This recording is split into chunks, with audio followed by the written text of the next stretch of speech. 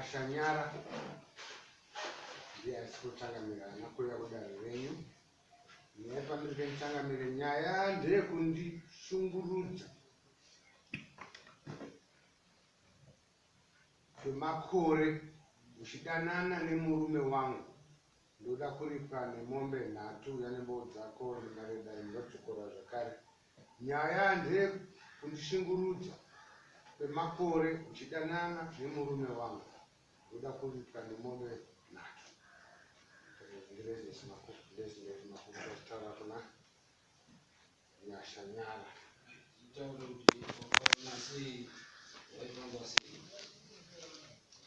Pamusoro changamire kubvira mugore ra2014 mukadzi uyu akadanana nemurume wangu.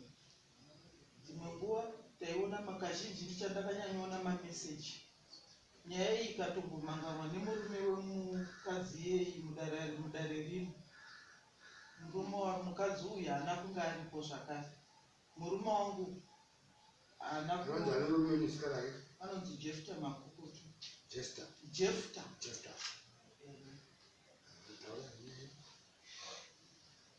Chandakanyanyaona mameseji awaitumirana nenzvimbo dzawaisangana kuenda kundorara wese. Pamwe pacho nezvawaitumirana mukati mefoni yangu zvakare ndine mamwe mameseji aitaurwa nemurume wangu achitaura kuti zvinhu zvaakanga aitira Nyarai paripo panguva yaakanga akuda kurambwa naNyarai. Saka murume wangu akanga akutaura kuna tete wemusikana wekuti Nyarai ndakamuitira zvakawanda zvinosanganisira kumutengera firiji, kumupa tsiru remombe, mbudzi 5 nekubhadharira vana vemukadzi uyu maskuru fizi nekumutengera zvipfeko.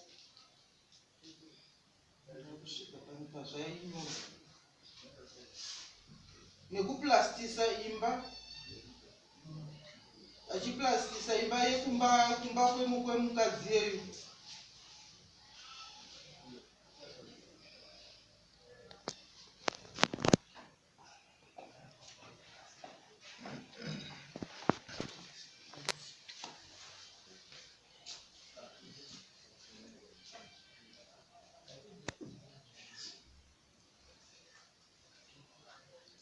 Zvimwe zvakanyorwa panapa.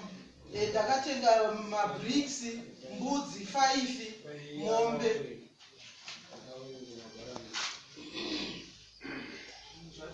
Mamwe mameseji acho ari pamberi pacho ndakazviseva.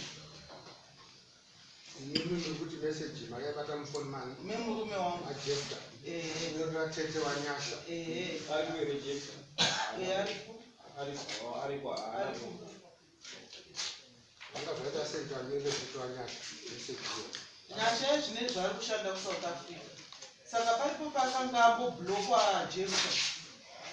Ndo pakanga kuchimhangara kuna tete wanyasha kuti izvi ndo zvimwe zvezvinhu zvandakaitirani Nyarai asawe zvine zvaakuda kundiramba. Akadzokera kuSouth Africa musi wa1 January mushure mekunge apihwa masamonzi edare rino.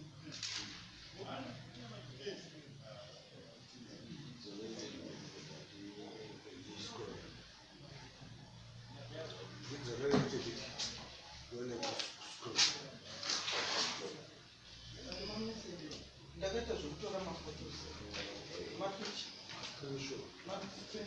Okay, and then to move that.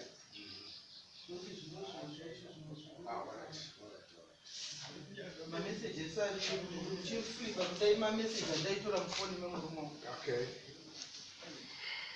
Fridge, plaster the kitchen, and that kitchen that got plaster, then 3 bags of cement and paid for the builder, kuti pamba, panak. They say it's my mic. Morning, Tete, happy Christmas. Hope you are doing well. Enjoying your party. It was with son of Deans yesterday, vachigarira baba patara, briefed me on the situation. Mai wacho was Sape from Doha, ndakavapa broiler muriwo. Saka ndiri kuda kutodzima zvangu medical aid cover and nyaradzo funeral policy yacho. Mai wacho wakakwereta $100 muna December. To tell you the truth, I did a lot of things. Morning Tete, if you just received your message this morning, kule hapana chavakambo uta. Still in great darkness. Kuti ndiyatsozive kuti chii chiri kuita. Ndinganyepa. Ndakatozobvunza kuti mai zvavakusvika ku6.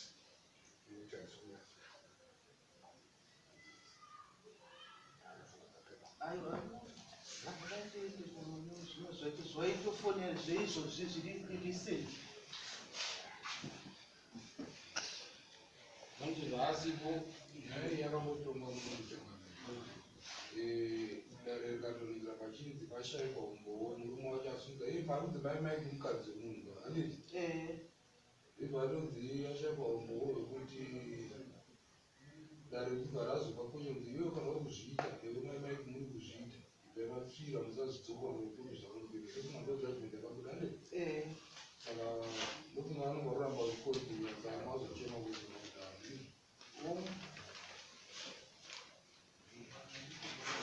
Yesu anoita nezvezvi anoticha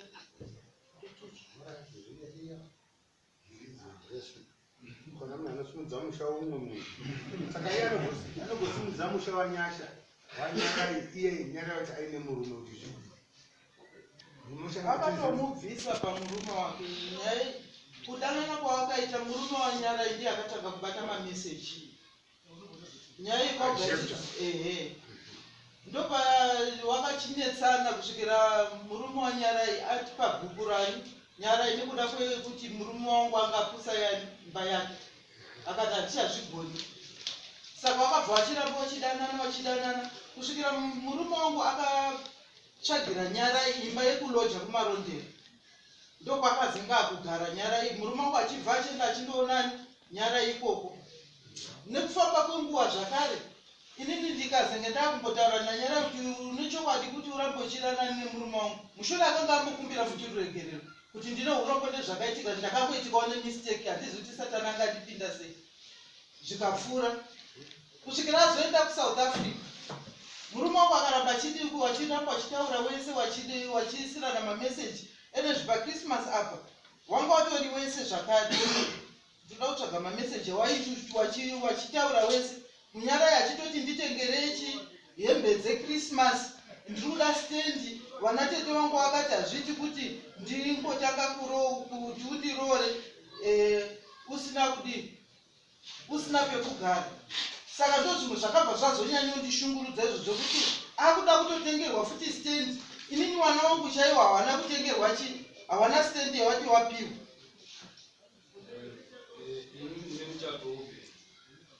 Where am I? Chapter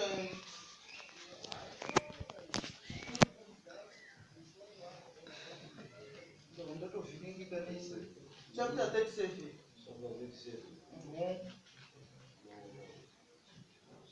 Kana mine chapter 37 nane vari kuti shongeji nhau dzenyu mungatoende kuhigh court ndoe munogona kundotonga nyaya yenyu. asi dai mamine chapter yecustomary ndowekuti taitonga nyaya yenyu, but tiri kucustomary zvakare murume wenyu anenge achibvumirwa kurora vakadzi vakawanda.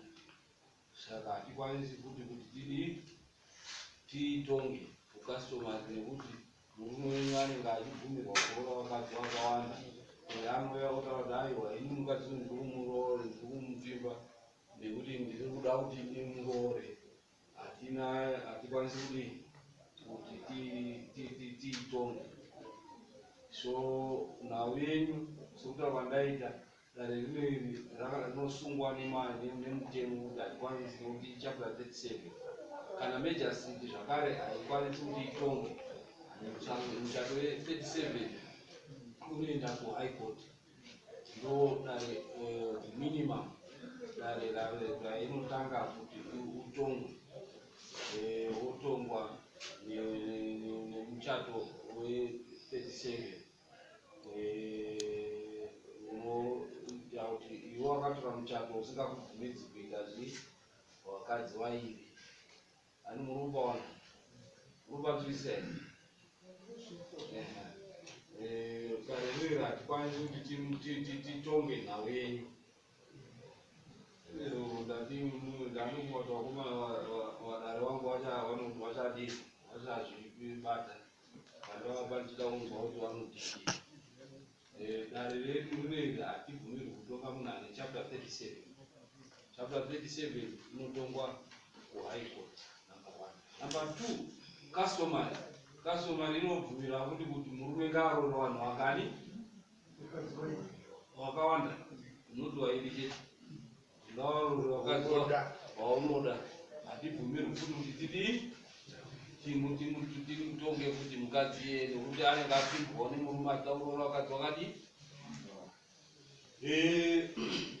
asi uyu murume wemukadzi uyu iye anokwanisa kuti auye kuti akakunza musha wangu then tinoitonga but futi kana aine 37 hatibvumirwi kuitonga anotoenda chii kuhigh court kuti anokuhwere chii indotongo kuhigh court nhau iyoyo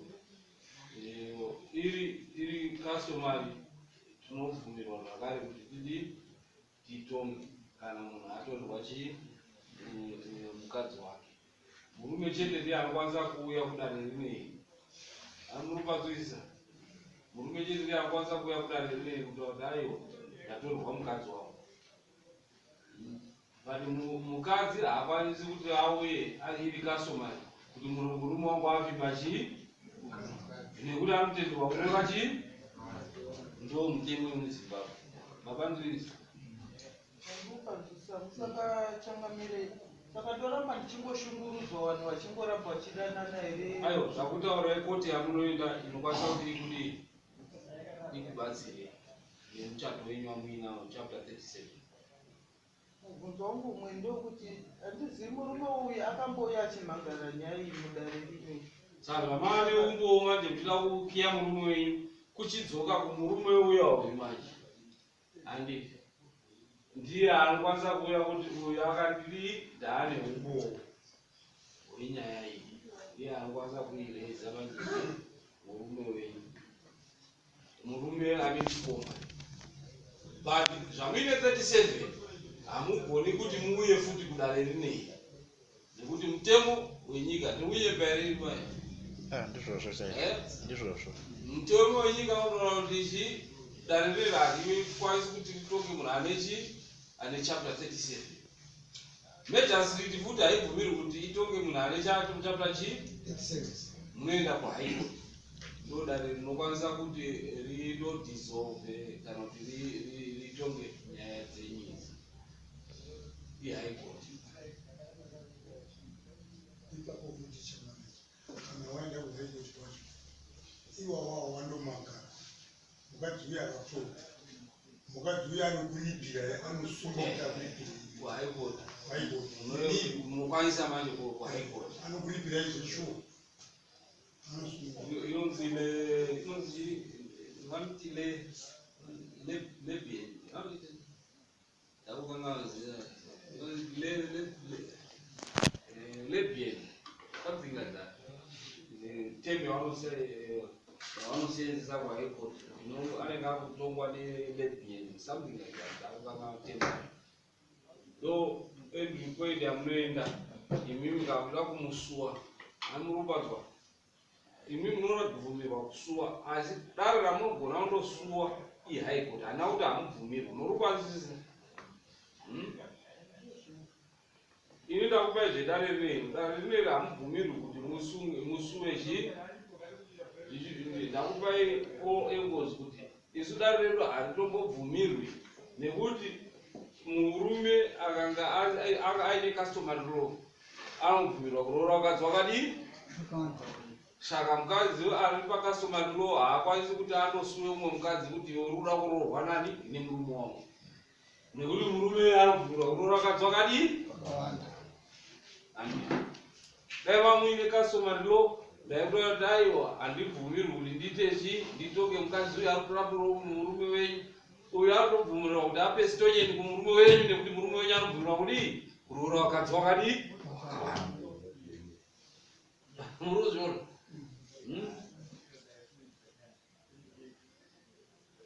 So I think ndakujekeserai and the point yamuenda kuno uku varume vanobvumirwa kuita vakadzi vakawanda kana iri customary akaroora chicustomary anobvumirwa kuita vakadzi vakawanda. Aine mukadzi wake mumba anobvumirwa kupimba umwe mukadzi kuti arove mukadzi wechingani. Uyo mukadzi wake kutanga haabvumirwi kutaura kuti murume wangu urirechi mukadzi wechipiri, nekuti akaenda customary law tino varume vanobvumirwa mumwe. Vakadzi havabvumirwi kuita varume vakawanda. Customary law muZimbabwe kune nyika kuti 3 or 4 pasi kuno rese rinobvumira kuti vakadzi vaitechi varume vakawanda. Dzimwe dzese dziri mapatriarch. Tinobvumirwa varume kuita varume vakadzi vakawanda. Mukadzi wangu kwenoti su kana ndine customary law kwenoti su kuti ndapfimirechi mukadzi.